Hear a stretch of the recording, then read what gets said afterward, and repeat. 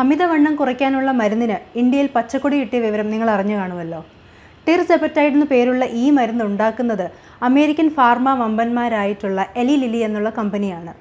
സത്യത്തിൽ ഇതൊരു വണ്ണം കുറയ്ക്കാനുള്ള മരുന്നേ അല്ല, ഇതൊരു ഡയബറ്റീസിന് മരുന്നാണ്. പക്ഷേ ഇത് വണ്ണം കുറയ്ക്കാനായിട്ടും ഉപയോഗിക്കാം. എന്താണ് ടിർസെപറ്റൈഡ്? ഇത് ആർക്കാണ് ഉപയോഗിക്കാൻ കഴിയുക? ഇത് സേഫ് ആണോ? ചിലവ് എത്ര വരും? ഇത്തരം കാര്യങ്ങൾ അറിയാനായിട്ട് ഇതൊന്ന് ശ്രദ്ധിക്കാം.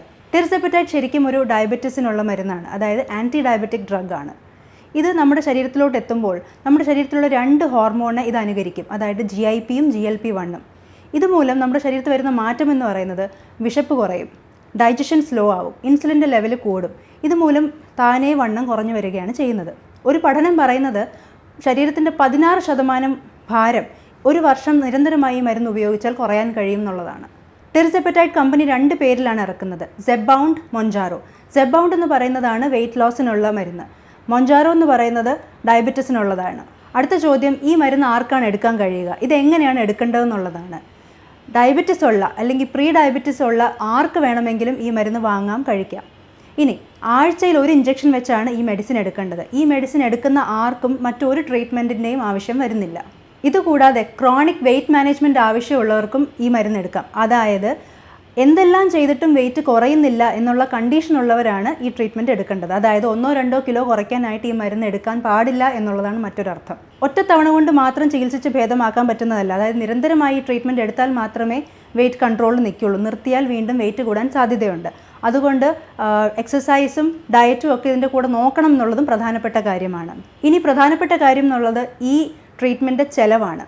ഇപ്പോൾ നിലവിൽ മെറ്റ്ഫോമിനും ഇൻസുലിനൊക്കെ ഡയബറ്റീസിനായിട്ട് എടുക്കുന്നവർക്ക് അറിയാം. അതായത് മെറ്റ്ഫോമിന് ഒരാഴ്ച വരുന്ന ചിലവ് 50 രൂപയായിരിക്കാം, ഇല്ലെങ്കിൽ ഇൻസുലിൻ എടുക്കണമെങ്കിൽ 2000 തൊട്ട് 5000 രൂപ. അപ്പോൾ ടോട്ടൽ ഒരു 8000 രൂപ കൂടുതൽ ഇപ്പോൾ ഡയബറ്റീസിൻ്റെ ട്രീറ്റ്മെൻറ്റിന് ആവശ്യം വരില്ല. പക്ഷേ ഈ ഒറ്റ ഇഞ്ചക്ഷൻ ഒരാഴ്ചയിൽ എടുക്കുന്നതിൻ്റെ ചിലവ് 25000 രൂപയാണ്. അതായത് മാസം ചിലവ് വരുന്നത് 85000 രൂപ. അപ്പോൾ എന്തുകൊണ്ടായിരിക്കും എലി ലിലി ഇതുപോലത്തെ എക്സ്പെൻസീവ് ആയിട്ടുള്ളൊരു പ്രോഡക്റ്റ് ഇന്ത്യൻ മാർക്കറ്റിൽ ഇറക്കുന്നത്? അപ്പോൾ ഉദ്ദേശം മറ്റൊന്നാണ്. അതായത് നമ്മുടെ ഇന്ത്യൻ മാർക്കറ്റിൽ ഡയബറ്റിക് ഉള്ളവരുടെ ശതമാനം 12%, പ്രീ ഡയബറ്റിക് അതായത് ഡയബറ്റിക് ആവാൻ പോകുന്നത് ഏകദേശം 15% ആൾക്കാരാണ്. അതായത് മൊത്തത്തിൽ 27% ആൾക്കാരായിരിക്കും ഡയബറ്റിസ് വരാൻ പോകുന്നവർ. എന്നാൽ നിലവിൽ ഒബീസിറ്റി ഉള്ളവർ 11%, ഇനി ഓവർ വെയ്റ്റ് ആകാൻ പോകുന്നവർ ഏകദേശം 225 മില്യൺ ആൾക്കാരാണ്. അതായത് 27%-ലും കൂടുതൽ ശതമാനം ആൾക്കാർ വെയ്റ്റിന് വേണ്ടിയിട്ട് അല്ലെങ്കിൽ ഒബീസിറ്റിക്ക് വേണ്ടി ട്രീറ്റ്മെൻറ്റ് ആവശ്യമുള്ളവരായിരിക്കും. അപ്പോൾ നിലവിൽ മാർക്കറ്റിൽ ഇപ്പോൾ ഒബീസിറ്റിക്ക് ഒരു ട്രീറ്റ്മെൻറ്റ് ഇല്ല, അല്ലെങ്കിൽ ഒരു മരുന്ന് ഇന്ത്യ അപ്രൂവ് ചെയ്തിട്ടില്ല. നിലവിൽ കോമ്പീറ്റ് ചെയ്യാൻ മറ്റൊരു മരുന്ന് മാർക്കറ്റിലില്ല എന്ന് കണ്ടു തന്നെയായിരിക്കാം എലി ലിലി ടിർസെപറ്റൈഡ് ഇവിടെ ഇൻട്രൊഡ്യൂസ് ചെയ്തിരിക്കുന്നത്.